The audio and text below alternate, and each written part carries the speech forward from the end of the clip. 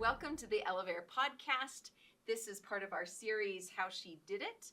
And I have my guest here, Angela Ashurst, who's going to be speaking to us about resumes and sort of, her career journey and how she ended up becoming an entrepreneur herself. And we're going to talk about confidence and building that confidence during your journey and what that might look like as you return to the workforce or you decide to pursue anything, whether it's going back to school, starting your business. And she's starting something herself, which is really exciting. We'll talk more about that in just a little bit. So, Angela, will you tell us a little bit about yourself and how you came about to, help people with resumes? That's something that's how I found you, was you were helping people with resumes. So. Right. Yeah, I have been a certified professional resume writer for like 20 years now. I am the founder and president of Upward Resume. We do resumes and LinkedIn profiles and career advancement services. And I'm also a co-founder of the Collective Business Setup program. So we'll talk about that some more too. I went to BYU. I got married young. I started having children, but all along the way was doing various freelance editing and writing jobs. Took a break and did a master's degree, but always was doing some kind of little freelance job on the side. And at one point, I just was looking for another freelance job, found an opening for a resume writer. There were some companies out there at the time that would just kind of mass hire resume writers. And that actually turned out to be a great fit for me. I loved chatting with people about their career path. It worked really well as a mom to have these kind of discrete projects that I could do this one project and then it was done and From it kind home? of fit in the cracks. Were you working from Yep. home? Yeah, I was just working from home. And after several years doing that, I just started to think I could do a better job of this on my own. I could charge less. I could make more. What if I just did it on my own? So I just kind of randomly said at a family reunion, you guys, what if I started my own business? And my siblings were all like, oh yeah, absolutely. It would be easy. It was not so easy. But that really did give me the confidence to get started. And of course, I had the privilege of being married to someone who had a full-time job. So, the mortgage, the insurance, and all of that was taken care of. That gave me a little wiggle room on just slowly building up my business. And then over the years, as my kids got older, I had a little more time and attention to grow it up a little bit bigger. Now, I am not married and am the primary breadwinner for my household. So I really need to grow up that business. So it's really been a lot of things for me over the years. Did you know that you could be a certified resume writer? Did you just find that out as you continued to help people with the resume? I just found that out. In fact, this was so many years ago when I saw this job opening for a resume writer. I went to the library and checked out every book on resume writing because I knew nothing about it. Back in the day, as we did. And was it something that you felt confident about naturally because you're a writer, or is it because you just knew what looked good on resumes and what people would need on the resumes to get the job? I really did not know anything about resumes themselves. I was a good writer. I'm a pretty good communicator. A big part of the process is having a phone call with someone who does not know quite how to explain to you what they want to say or how to say it, and trying to kind of pull that out. So one of the ways it was a really good fit for me is that I love to find out what makes somebody awesome and then reflect that out for them to see and other people to see. I'm kind of a natural advocate. So I find that very, very fulfilling. I realize resumes are the most boring topic in the universe, but I actually love it for that reason. When somebody gets their new resume, sees their accomplishments on paper, it sells them to themselves and then gives them the confidence to go out and sell themselves to a potential employer. So it actually can be life-changing. No, it is. It's like it's a makeover, yes, right? That's right. Yes. All of a sudden you feel like, and I think too, if you're having some challenges, maybe getting your foot in the door and getting some interviews, you can't help but think, is it because of my resume? Because that's really the first thing that the recruiter, the hiring manager sees of you, right? Is that resume. Tell us a little bit about the process that if a person wasn't going through Upward Resume, if they were just doing it on their own, what would the process look like? And then what is that process for you as an advocate and somebody who's actually helping them with their resumes? So tell me about the two. So if you were telling somebody, this is what I recommend if you're doing it on your own, and this is what it would look like for you to work with me. Can we talk a little bit about that? Yeah, I think probably the most important kind of mental pivot when it comes to your resume, and honestly, a lot of other things too, networking and sales and running a business, is to, instead of thinking about this is the job that I need, this is what I'm good at doing, this is what I want to do, to pivot and think about what is the need that the company has that I can fill for them. So you're putting everything through that filter of showing how you can deliver value for the other person. And that also applies if you have been out of the workforce for many years and maybe have been doing, working at home, caretaking work, volunteer work. You can put it through that same filter. What elements of my experience show that I can solve the problem or fill the need of this company? And then that tells you what goes on your resume. Wow. Okay. I hadn't thought about it that way. Like, how can I help the company, and what are the skills that I already have that they're going to be looking for? Right. So what is the process for you? So somebody contacts Upward Resume and they say, hey, I'd like to have, what is that process? So they give us some initial information if they've got an old resume or maybe just writing up some notes. And then we have a phone consult. So myself or one of the other writers on my team, and talk about just those things. What do you want to accomplish with this resume? What do you see as your next steps?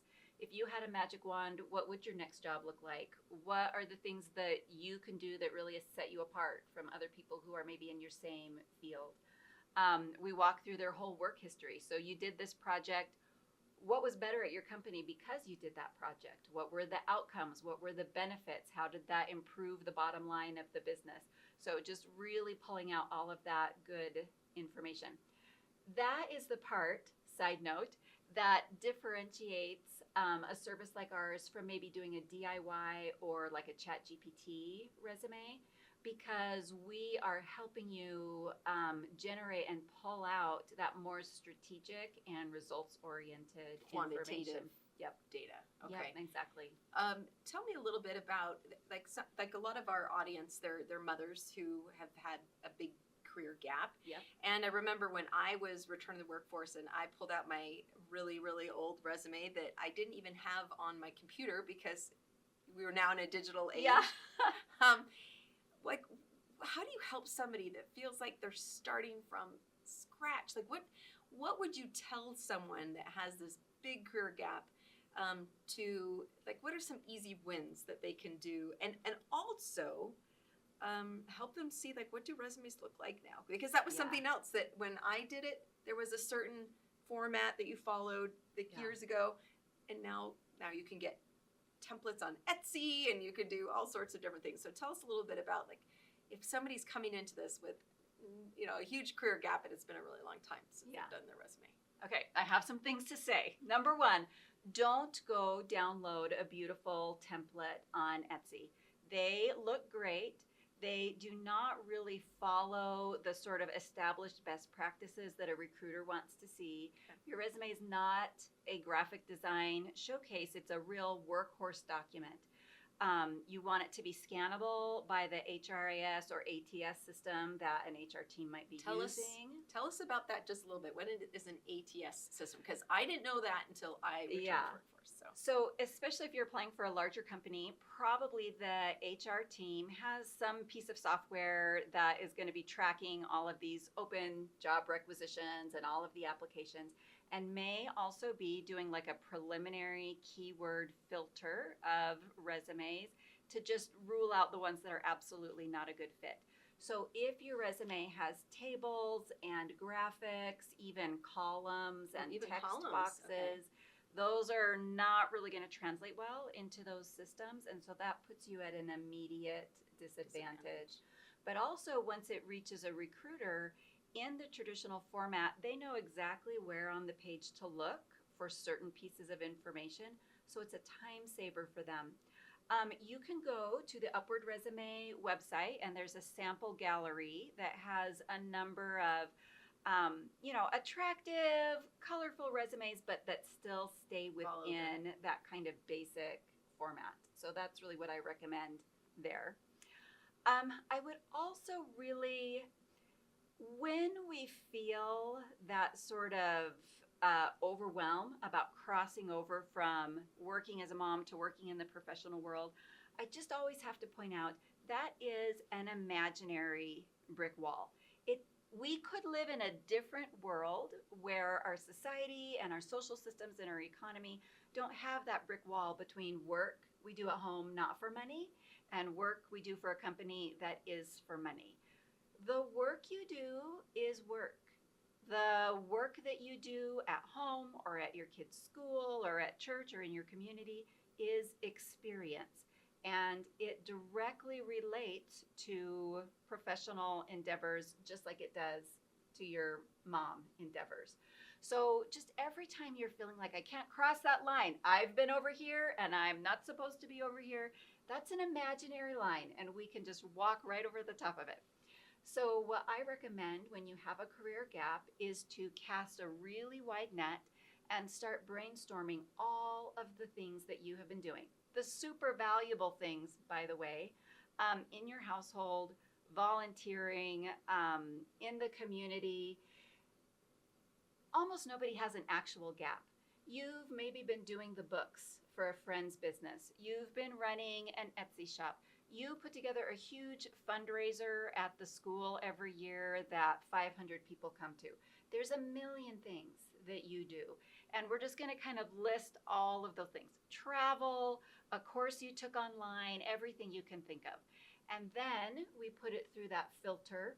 Which of these things shows that I can deliver value for a prospective employer? And then we start kind of organizing them into sections. How do they fit together?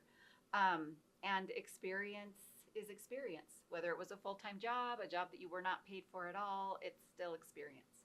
Yeah, I remember when I did my resume for the first time when I had this long career gap, I had work experience. And then someone said, no, you can just make it be experience. Yep. I was like, yeah, really? It doesn't have to say work experience? Like, I mean, that's that's an easy win right there, right. Isn't it? You just call it experience, and all of a sudden, yeah. So for a woman who's been maybe a stay-at-home mom, there's titles for jobs, but what would you put? Give me an example of what that experience might look like for that period of time. Okay. What would you? Here's one of my very favorite examples. I wrote a resume for a woman who wanted to become a surgical tech. She had been home with kids, she had taught piano lessons. She taught PE at her kid's school, just this kind of random hodgepodge of part-time things. She also had a very medically needy child who had gone through dozens of procedures, used all kinds of medical equipment. So we created a whole section of her resume listing all of those procedures, all the different pieces of equipment that she used for this daughter. And I just thought, if you were rolling into surgery, who would you want taking care of you? Would you not want this woman with this experience and wisdom and maturity who had been on the other side of the experience? Absolutely, you would want her. Super valuable experience. Yeah, I think that's something that we as women in the workforce, returning the workforce, need to think about it. Is all of those things that life experience, and I think too, women who've had this career gap think, well, nobody's going to want to hire me because I haven't been doing work-related things. And I would now that I've been in the workforce and I hire, I would much rather have somebody that's had life experience who has those soft skills that are so valuable, that are more difficult to teach, that aren't these hard skills, that I would much rather have someone have that than hire somebody that's right out of college that has, maybe they're young and so they look like, oh, they can do all this stuff. But I really think that life experience makes a huge difference. I agree. I have to be careful. My young adult children don't like it when I come on podcasts and say, wouldn't you rather hire the mom than the young kid who just graduated? And they're like, Mom, don't throw us under the bus. Okay, fine. They're both good candidates. But yes, I agree with you. It's funny you should say that. I was thinking that same thing because I have a son who just recently got let go and was laid off from his company, and I mean, I want him to get a job. He's in his 20s. Yeah. So thanks for reminding me. Tell us a little bit about the top of the resume. There's this summary that a lot of people nowadays, if you've had this career gap and you haven't done a resume for a while, you don't know what that is. Tell us about what that summary is. Yeah, and you mentioned earlier that the best practices for resumes definitely change over time. There are kind of standards and expected ways of doing it. So right now, and for the last several years, it's really important to have a little summary section up at the top. It's the first section. It's kind of like a movie trailer. The way I think of it is, if somebody read your whole entire resume very, very carefully, word for word, what is the conclusion that you would want them to draw about you? You just go ahead and state that right up at the top. So within the first couple seconds of looking at your resume, they already see who you are, what you do, what your skills are. They know what bucket to put you in. And then that primes them and gives them context and reason to continue reading the rest of the resume. If you go to the Upward Resume sample gallery, you'll see several different ways of organizing that. It can be a paragraph, it can have some bullet points, it can have some keywords, just whatever kind of makes sense for you and your information. I love that. And that's something that, again, that was new to me. Different trends, different things that you need to be aware of. And so I love that you also offer that gallery that someone can come and look and they can say, oh, okay. Now we talked a little about some do's and don'ts. Tell us some more don'ts, because I think people want to know what are some of the things you definitely need to avoid on your, as you're doing your resume. I do usually discourage people from having a section on your resume that just says, household manager or full-time mom or something like that. Maybe there is a world where we could live where that would reflect really positively on you, as it probably should. But I think it doesn't really play well. I would rather have a gap than have that section. I think you've done the opposite. Am I right? When I have done, I have vacillated between doing what you're saying of like not putting it as a name, and also had, I've also had people with their resumes suggested, okay, just don't worry about it. Like, just if they say, oh, there's a gap, what happened? You just say you own the gap, right? That's right. Just absolutely. I was caring for my family. I had some really great experiences. I learned a lot as I was doing that. Love that. And you share what are some of the things that you learned during that time, which then again translates into the work. Yes. Yeah, I love that. You need to have a brief, emotionally neutral answer. Yeah, for several years, I was taking care of my family. It was a really great experience. I learned a lot. That's perfect. Gaps on your resume are not as much of a death knell as people sometimes think. Many people have gaps on their resume for all kinds of reasons. Women have gaps on their resumes for all kinds of reasons. COVID put a gap on lots of people's resumes. So, the question might be raised, people might ask, and you just have that brief, emotionally neutral answer. I love that. Yeah, just and own it and be, comfortable and confident about it, because that was important work that you were doing. You weren't getting paid for it, right, but it was important work that you were doing. Yeah. I love that. And same thing, if you take some time off for an ailing parent, or, you had cancer, something like that. I had some pretty serious health problems that I was dealing with during that time. I learned a lot. I love that. That's it. Yeah. Would you tell the women that have this?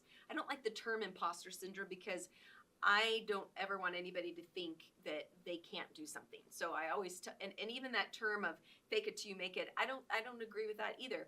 I just encourage people to feel strong and borrow other people's confidence until they are confident.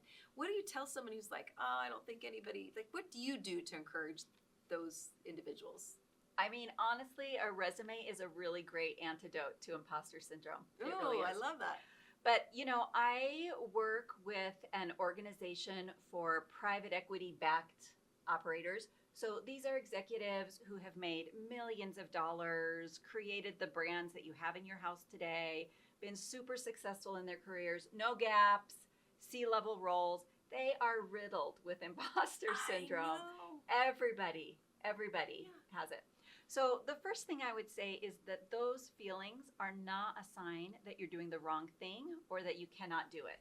They are a sign that you are human, having natural feelings when doing something new. And honestly, often those feelings are a sign that you are doing the right thing, that you are on the right track. Don't you think? If you are moving forward in your life, you are going to feel that anxiety. Those things go together. Yeah, I was so surprised when I was talking to a woman. She's been a CEO of multiple companies, and she was telling me one time, Heather, I just don't think I can do this. I'm just not good at this. And I thought, you are an executive, and you have a lack of confidence? How is that possible? And that's when it became apparent to me, and I think this is a good time to pivot to this confidence issue, that it kind of ebbs and flows. I mean, don't you think you've had times when you felt really confident and other times when you didn't? Yeah, I think so. And I think another dimension is, and I agree with you, I don't ever want to tell somebody anything that makes them feel overwhelmed or like they cannot make a move. But I also think sometimes that imposter syndrome is a very rational and reasonable response to the existing circumstances. So for women, for example, we do have this mindset that work at home is somehow less than or less impressive than work for a company. There's all kinds of really compelling research that women, for example, speak less in work meetings, and when they do speak, are listened to less. Some of that research comes from BYU, some of my favorite examples of that. So if you are living in those circumstances, it's very reasonable to have some of those feelings of, can I? Am I allowed to? Who am I to? Is anybody really going to listen to me? Those are very valid questions. Not to say that those feelings should stop you from moving forward, but just let's not compound those feelings by sort of blaming ourselves for having them. Yeah, no, 100%. And I remember also too, when I was returning to the workforce and I was talking about myself, and I would say, well, I'm just a mom. I know. And mothers do more work than anyone. In fact, I made the mistake when I was very first starting with Elavare. I remember talking to my sister and saying that I was helping, my tagline was going to be build confidence, return to work. That it was going to be something like that. And my sister showed that tagline to one of her sisters-in-law, and she said, what do you mean return to work? And my sister said, well, this is the tagline she's going to use. And my sister learned, and I'm so glad I learned this, work is work. Like, the mothers are working. Girl, I'm working. I know, every single day. And here I was diminishing the work that I had been doing my whole time too. And she was just like, do not use that term, return to work. It's so fraught.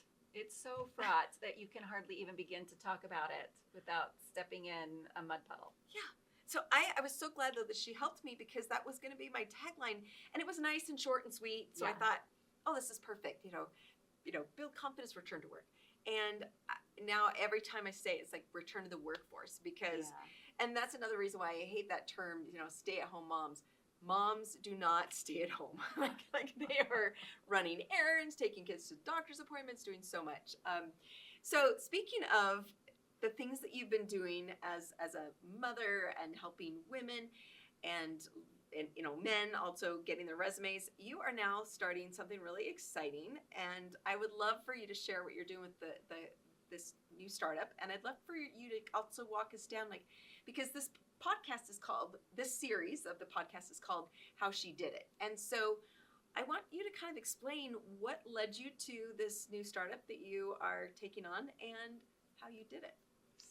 This has been a really fun opportunity for me to practice what we've been preaching, starting this new project.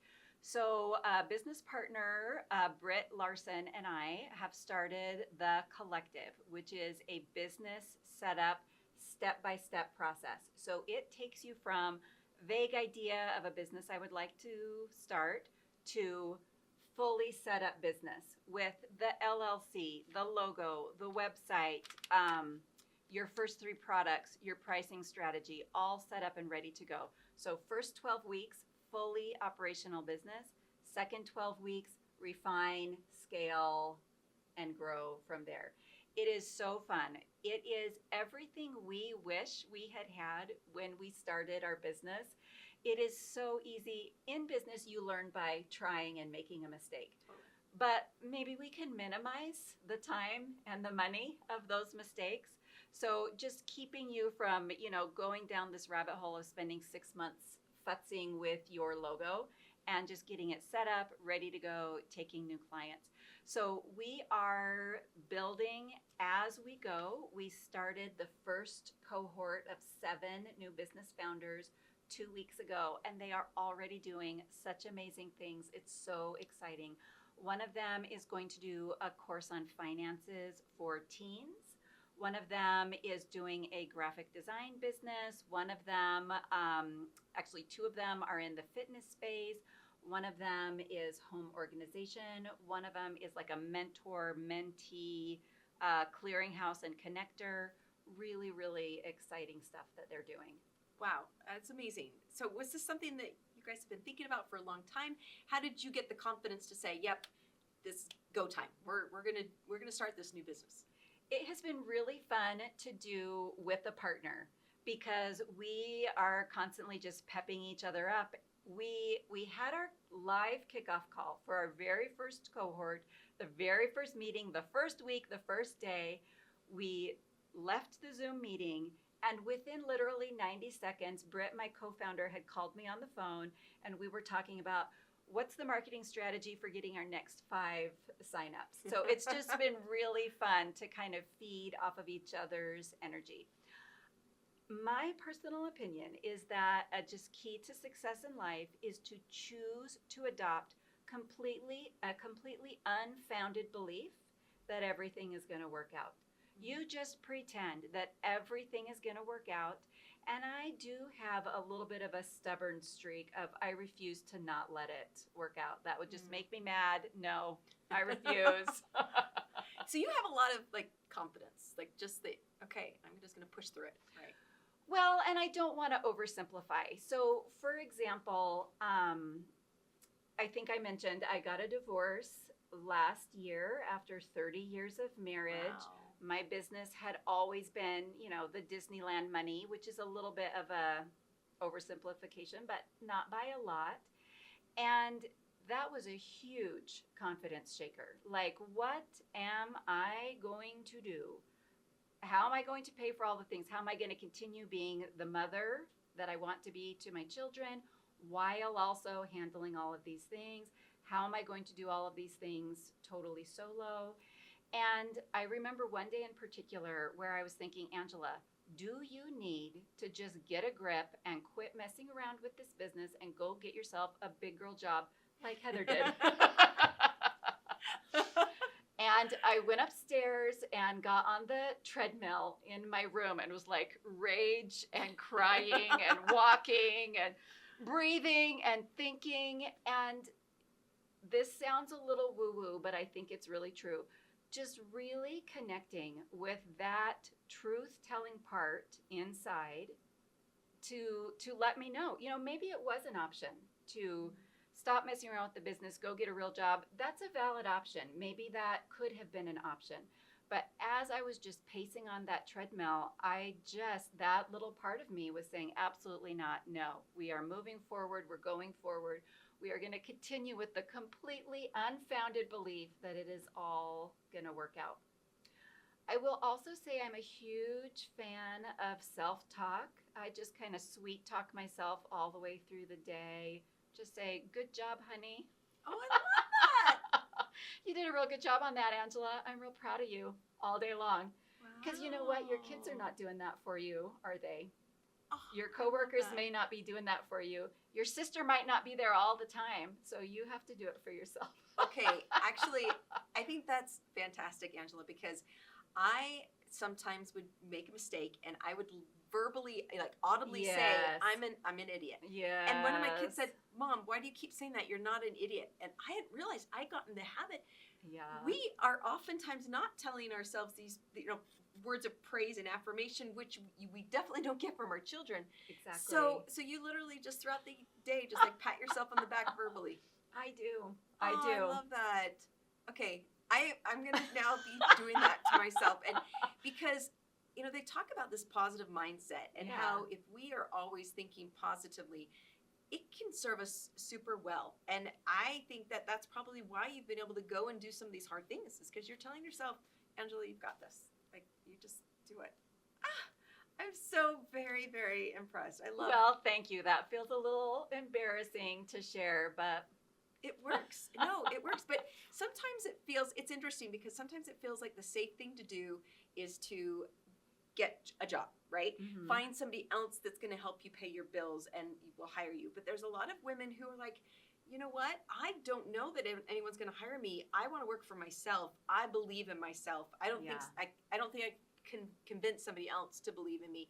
So I love your option where you are now providing with Britt a service so that women who have been thinking, oh, I've always wanted to start this, home organization business, or I've always wanted to help people with their fitness goals, Mhm. and you guys now are making that available to people. So if people wanted to know how to find the collective, where would they go to get more information? I was just thinking as you were saying that, I think it is jointhecollective.biz. Can Okay. we double check that? We'll also put it in our show notes. Okay. So don't worry. Well, do we want to Should I say it out loud right now? Yeah, let's. Will you just double check? I let's- think it's let's take a pause. jointhecollective.biz.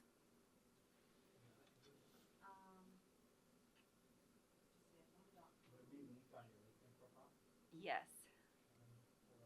And we can. I'll ask you the question again, and then. we can.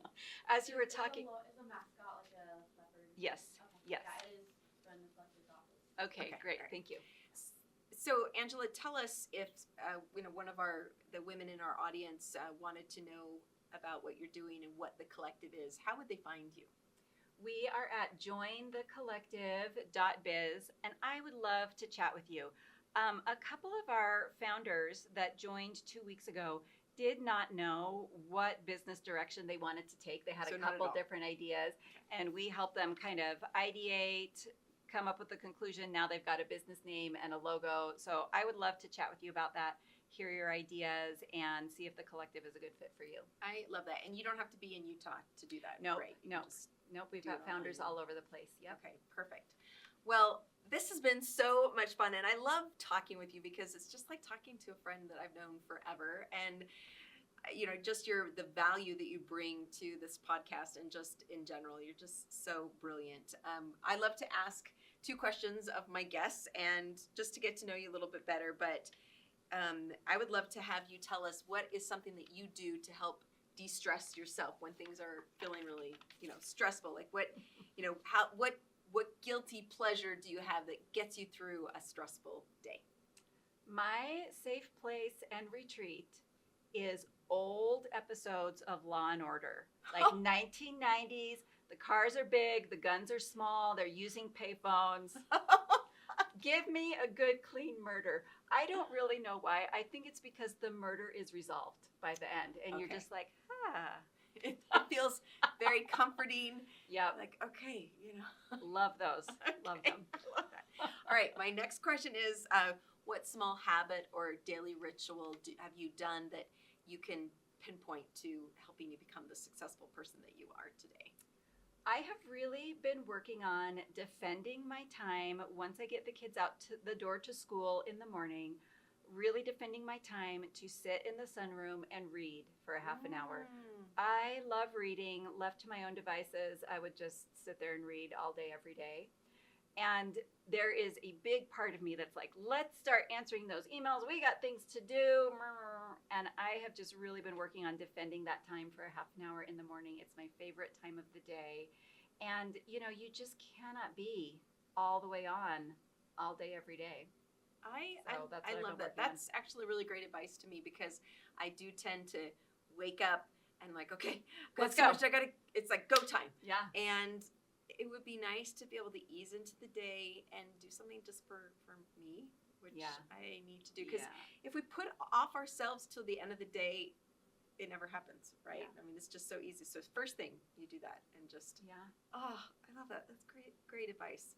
Well, Angela, I can't thank you enough for being on the podcast. Thank you, Heather. Thank you. And you continue to lift all of us. So just appreciate you immensely. And so if you want to learn more about the collective, you know where to go. We'll also put in the show notes. And if you want help with your resume, definitely go to Upward Resume, because that is a great resource for all of us to take advantage of. So anyway, Thank you, Heather. I love your work so much. thank you.